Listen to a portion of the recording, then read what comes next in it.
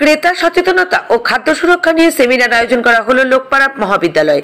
মূলত আজ অর্থাৎ শুক্রবার বেলা 11টা থেকে বিকেল 5টা পর্যন্ত বীরভূম জেলার ময়ূরেশ্বর থানার অন্তর্গত লোকপাড়া মহাবিদ্যালয়ে সচেতনতা ও খাদ্য সুরক্ষা নিয়ে সেমিনার আয়োজন করা হলো। আর আজকের এই আলোচনা সভায় উপস্থিত ছিলেন বীরভূম জেলা ক্রেতা সুরক্ষা দপ্তরের ক্রেতা কল্যাণ আধিকারিক বিভূষণ সাহা ও জেলা খাদ্য সুরক্ষা আধিকারিক ডক্টর প্রসেনজিৎ বটব্যাল সহ লোকপাড়া মহাবিদ্যালয়ের শিক্ষক শিক্ষিকা সহ ওই বিদ্যালয়ের ছাত্রছাত্রীরা।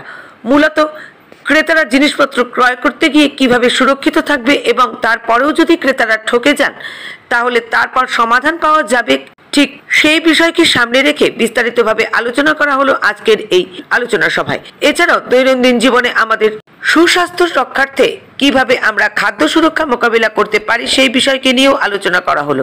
উল্লেখ্য, শুক্রবার মল্লারপুর ইঙ্গসভা নামক স্বেচ্ছাসেবী সংস্থার সহযোগিতায় এই আলোচনাটি অনুষ্ঠিত হয়েছে বলে জানা যায়। পশ্চিমবঙ্গ সরকারের একটি দপ্তর থেকে যার নাম হচ্ছে উপভোক্তা বিষয় দপ্তর। প্রাকৃতিক দুর্যোগের মধ্যে অনুষ্ঠান হচ্ছে, এটা বড় ব্যাপার। আমরা ভবিষ্যতে আরো হয়তো বড় প্রোগ্রাম করবো এখানে।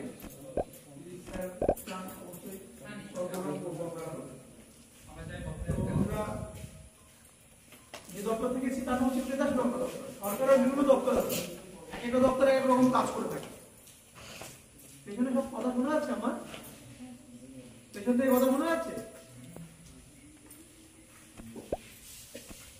এই দপ্তর কি কাজ করে, আমরা কি সমস্যায় পড়লে এই দপ্তরে আসবো, কিভাবে সমাধান সুরাহা পেতে পারি এই দপ্তরের মাধ্যমে, সেটা নিয়ে আজকে আলোচনা।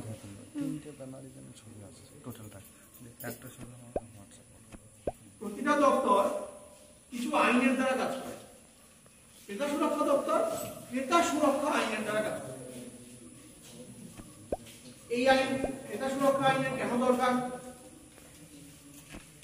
এই আইনটা সম্পর্কে জানতে গেলে বা ক্রেতা সুরক্ষা সম্পর্কে জানতে গেলে আমাদের একটু প্রাচীন ভারতবর্ষে চলে যেতে হবে, প্রাচীনকালে। কারণ আধুনিক বিশ্বে ক্রেতা সুরক্ষা আইনের ব্যাপারটা একটু